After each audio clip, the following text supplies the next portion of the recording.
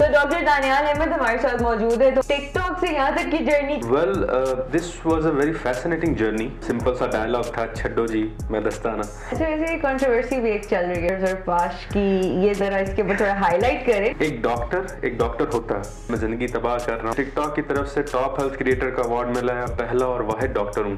अस्सलाम वालेकुम, मैं हूँ फातिमा वसीम और आप देख रहे हैं द मैगजीन शो। इस वक्त हम मौजूद हैं DHA फेज 6 में, जहाँ पे सिल्क ग्लो एस्थेटिक क्लिनिक है और वहाँ पे हम लोग आए हैं आज ये जानने कि एस्थेटिक्स बेसिकली है क्या और उसके कितने प्रोसीजर्स हैं, क्या प्रोसेस है, कितने अरसे का ये ट्रीटमेंट होता है। तो आज मैं आपकी मुलाकात कराती हूँ डॉक्टर दानियाल से, जो कि एक टाइम पे टिकटॉक के टॉप हेल्थ क्रिएटर भी रह चुके हुए हैं और उनको अवार्ड भी मिल चुका हुआ है। तो आइए उनसे मुलाकात करते हैं और उनसे जानते हैं कि पूरा एस्थेटिक ग्लो का क्या मतलब है। आइए मेरे साथ। तो डॉक्टर दानियाल अहमद हमारे साथ मौजूद है, तो उनसे बात करते हैं और जानते हैं कि एस्थेटिक और लेजर क्या ये दो डिफरेंट प्रोसेसेस हैं, प्रोसीजर्स क्या हैं इसके, और आजकल एक कंट्रोवर्सी पे भी चल रही है, उस पर भी हम बात करेंगे। प्लस सबसे पहले आप हमें ये बताएंगे कि टिकटॉक से यहाँ तक की जर्नी कैसे आपने तय पा ली। Well this was a very fascinating journey. मेरी शुरुआत एक सफ़ेद दीवार के सामने से हुई थी, जहाँ पे खड़े होकर मैं वीडियोस बनाता था और बस एक सिंपल सा डायलॉग था, छड्डो जी मैं दस्ताना। And it just help me grow. और एक मौके के बाद दूसरा मौका आता गया, मैं सीढ़ियाँ चढ़ता गया और आज मैं आप।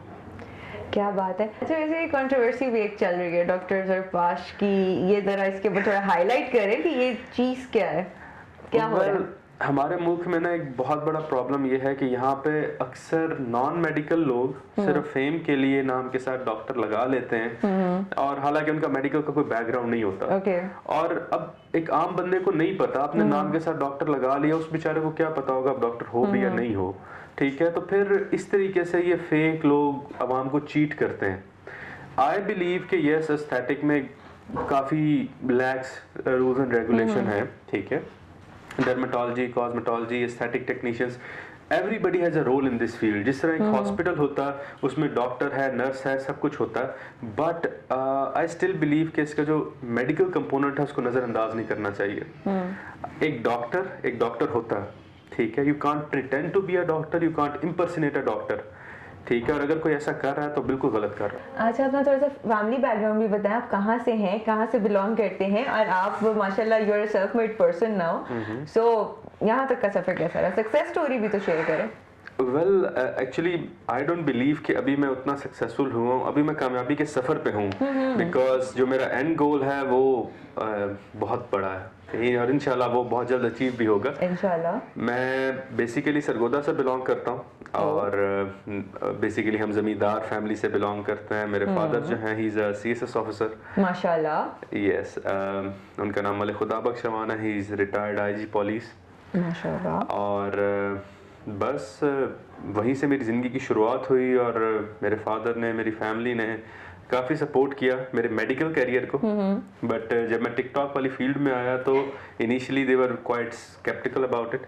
उन्हें लगा था कि शायद मैं ज़िंदगी तबाह कर रहा हूँ, जो सीखा है सब ख़त्म कर रहा हूँ। But Aahista Aahista I proved them कि आप कोई भी प्लेटफॉर्म या कोई भी काम करो, अच्छे तरीके से करो तो आप अपना नाम बढ़ा सकते हो। बट आपको टिकटॉक से अवार्ड भी मिला था टॉप हेल्थ क्रिएटर का, राइट? यस, मुझे टिकटॉक की तरफ से टॉप हेल्थ क्रिएटर का अवार्ड मिला है और मैं पाकिस्तान का पहला और वाहिद डॉक्टर हूँ जिसको अवार्ड मिला। क्या बात है, टिकटॉक पे बाकी सारे डॉक्टर्स किधर चले गए? आई गेस सबके चक्के छुड़ा दिए आपने। नहीं, आई थिंक जो मैंने पर्सनली चीज नोटिस की है कि जिस टाइम पे मैं आया था उस वक्त टिकटॉक पे डॉक्टर्स थे नहीं, क्योंकि टिकटॉक को उस वक्त थोड़ा सा बदनाम ज़माना समझा जाता था because of the history related TikTok and the content creators related TikTok.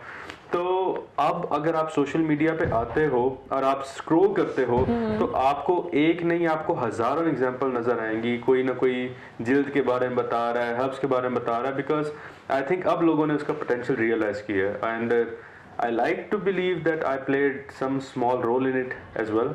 Nice. अच्छा, वहाँ पे जो आपका कंटेंट था टिकटॉक का और अब आप you are like the doctor for aesthetics के, क्या डिफरेंस है एस्थेटिक और लेजर प्रोसीजर्स में? Are they two different things? Well actually aesthetic की फील्ड बहुत वास्ट है। अगर आप इसको देखना चाहो तो इसमें इन्वेसिव प्रोसीजर्स भी होते हैं और नॉन इन्वेसिव भी होते हैं। Okay. जो नॉन इन्वेसिव प्रोसीजर्स हैं वो तो इवन समटाइम्स कुछ ब्यूटिशियंस वगैरह भी कर लेती हैं। ऑलराइट, तो इसके अलावा मैंने सुना जब आप लेजर करवाते हो या हेयर रिमूवल कराते हो लेजर के थ्रू, Yes. उसके बाद भी आपके जो ब्लैक हेयर तो खत्म हो जाते हैं बट वो वाइट उसमें आना शुरू हो जाते हैं, वो क्या चक्कर है? वेल एक्चुअली डिफरेंट लेजर्स होती हैं जो हम इसके लिए यूज करते हैं। Most common and the cheapest laser is IPL laser, ठीक है। आईपीएल में एक थोड़ा सा ड्रॉबैक ये होता है कि some time it can burn your skin या पिगमेंटेशन कॉज कर सकती है। Okay. उससे ज़्यादा एडवांस जो है वो डायोड लेज़र है, ठीक है। डायोड जो है वो थोड़ी ज़्यादा सेफ होती है।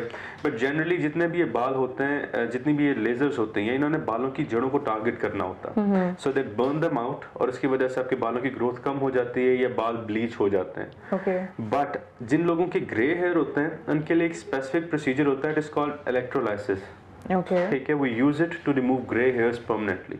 ठीक है। तो ये एक अप्रोच होती है जो हम कंप्लीट हेयर रिमूवल में यूज करते हैं। कंप्लीट हेयर रिमूवल हो गया, इसके अलावा एस्थेटिक का कौन सा ऐसा प्रोसेस है जो आजकल काफ़ी इन है, जो मोस्टली आपके पेशेंट्स आपसे करवा रहे हैं?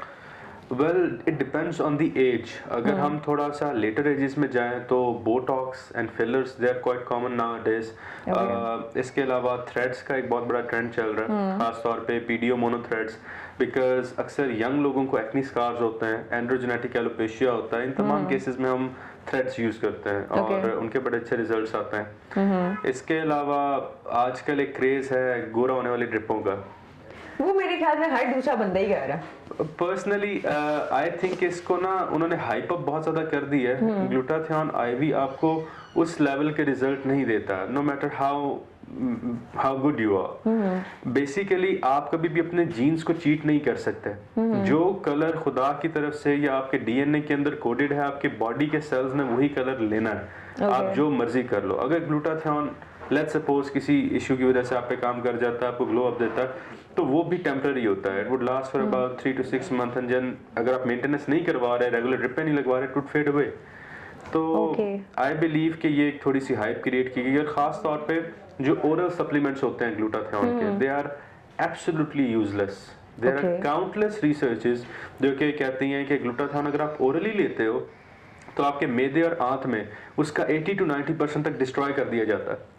बट इस वक्त एक बड़ी ही मार्केटिंग स्कीम और स्ट्रेटजी जो है वो चल रही है, जिसमें नॉन मेडिकल लोग भी आए हुए हैं, ग्लूटाथियोन को प्रमोट कर रहे हैं, because they feed on our insecurities, ठीक है। वो ब्लेटेंटली क्लेम कर रहे हैं गोली खाओगे गोरे हो जाओगे, विच इज एब्सोल्युटली इम्पॉसिबल। आप खुद रिसर्च कर सकते हैं। अगर देखा जाए ओवरऑल तो अभी तक सबसे बेस्ट रिजल्ट्स कौन से एस्थेटिक के अभी तक आपकी तरफ से प्रोड्यूस हुआ है? पर्सनली मैं जो प्रोसीजर्स करता हूँ, मेरे जो एक्नी स्कार्स के पेशेंट्स होते हैं, हम उनका ट्रीटमेंट बहुत अच्छे करते हैं। हमारे results they are fabulous. Personally I use a blend of 2 techniques. मैं सब्सियन और फ्रैक्शनल लेजर को कंबाइन करता हूँ, या अगर कुछ हल्के स्कार्स हो तो I use face PRP as well. तो डिफरेंट अप्रोचेस होती हैं डिपेंडिंग के पेशेंट की स्किन कैसी है, उसके स्कार्स की टाइप कौन सी है। और ये है कि जो एक्नी स्कार के केसेस हैं उसमें हमारे रिजल्ट्स बहुत अच्छे आए हैं। इसके अलावा मेरे पास अक्सर जो पेशेंट्स आते हैं वो हैं एलोपेशिया एरियाटा और टोटैलिस के, और उनकी जो हम पीआरजीएफ करते हैं उससे उनके हेयर वापस आ जाते हैं, and it's actually miraculous to see that effect. और वो भी काफ़ी केसेस हमारे पास आ रहे हैं, अल्हम्दुलिल्लाह पेशेंट आर क्वाइट सेटिस्फाइड। सो इसकी कोई साइड इफेक्ट्स होते हैं या कोई नुकसान हमें होता है हमारी स्किन को? बिकॉज सबके डिफरेंट स्किन टाइप्स हैं ऑब्वियसली, और काफ़ियों को स्किन डिजीजेस भी काफ़ी होती हैं, तो फिर उसका एग्जामिन आप कैसे करते हैं? जब भी आपने किसी मरीज की डायग्नोसिस बनानी होती है, यही एक इंटरैक्टिव सेक्शन होता है जिसमें आप हिस्ट्री लेते हो। आप पेशेंट की स्किन देख के एग्जामिन करके आपको अंदाज़ा हो जाता है कि वो स्किन ऑयली है, ड्राई है, कॉम्बिनेशन है, या सबसे इम्पॉर्टेंट चीज़ होती है एस्थेटिक की फील्ड में कि आपका पेशेंट चाह क्या रहा है। अगर बीमारी ना भी हो तो पेशेंट की अपनी कुछ ख्वाहिशात होती हैं कि मैं ये चीज़ इम्प्रूव करना चाहता हूँ, तो फिर उस चीज़ के हिसाब से उनका ट्रीटमेंट प्लान बनाना कि वो क्या चाह रहे हैं और आप कैसे डिलीवर करोगे, that's the true art of aesthetics. और इसकी क्या प्राइस है? Can everybody afford it? Fractional laser जो है, yes it is a bit pricey, खास तौर पे अगर आप थोड़ी सी अच्छी मशीन यूज कर रहे हो, this is all about the products that you use. Okay सब्सियन जो है इट्स क्वाइट चीप, हम जो इसका सेशन करते हैं वो 8000 में करते हैं। ओके और अगर हम फेस पीआरपी कर रहे होते हैं तो हम फेस पीआरपी भी 8000 में करते हैं, ठीक है, ठीक जिसमें है। माइक्रो नीडल्स यूज करते हैं, एक बेसिक सी स्ट्रेटजी यूज करते हैं। तो अब बुढ़ापे वाले जो उस तरफ जा रहे हैं ऑब्वियसली आगे वही ये वाला ट्रीटमेंट लेंगे। और इनके जो एक स्पेसिफिक टाइम होता है, मतलब कितना टाइम पीरियड लगता है, कितने सेशंस होते हैं आपके? बोटॉक्स का सिर्फ एक सेशन होता है and you cover it up, सब कुछ उसमें डन हो जाता है। विद इन 2 वीक्स इसके मुकम्मल इफेक्ट नुमाया हो जाते हैं। Okay. ठीक है, इफेक्ट 1 दिन में भी आ जाता है, 2 दिन में भी आने लग जाता है, बट मुकम्मल इफेक्ट के लिए हम कहते हैं जनरली 2 वीक्स में आपको सब कुछ नजर आ जाएगा। ठीक है। And then it last for about 3 to 6 months। Okay और इसके अलावा जितने और भी डिफरेंट प्रोसीजर्स आप बता रहे हो, पीआरपी होगी और बाकी सारी चीज़ें, उन पे कितने सेशंस लगते हैं? पीआरपी जो है इसमें हमेशा मल्टीपल सेशंस रिक्वायर्ड होते हैं। जनरली मैं अपने पेशेंट्स की कंडीशन देख के फिर उन्हें बताता हूँ कि उन्हें कितने रिक्वायर्ड हैं, बट अगर आपने एक रफ एस्टिमेट लेना हो तो 3 to 5 सेशंस। ऑलराइट, सो इसी के साथ हम डॉक्टर दानियाल को थैंक यू कहेंगे बिकॉज उन्होंने आज हम लोगों को एक बहुत ही डिटेल डिस्कशन हमारे साथ किया स्टैटिक्स के ऊपर, और जो कंट्रोवर्सी चल रही थी उसके ऊपर भी थोड़ी सी हाईलाइट उन्होंने कर दिया है कि बेसिकली वो है क्या। सो आप कहीं पे भी जाते हो, आई वुड सजेस्ट यू कि पूरी रिसर्च करके जाएं वेदर दैट आप जहाँ पे जा रहे हो that person is a non medical person और उसके पास लाइसेंस है या नहीं। तो इसी के साथ मुझे इजाज़त दीजिए, इंशाल्लाह जल्द हाजिर होंगे, तब तक के लिए अल्लाह हाफिज़।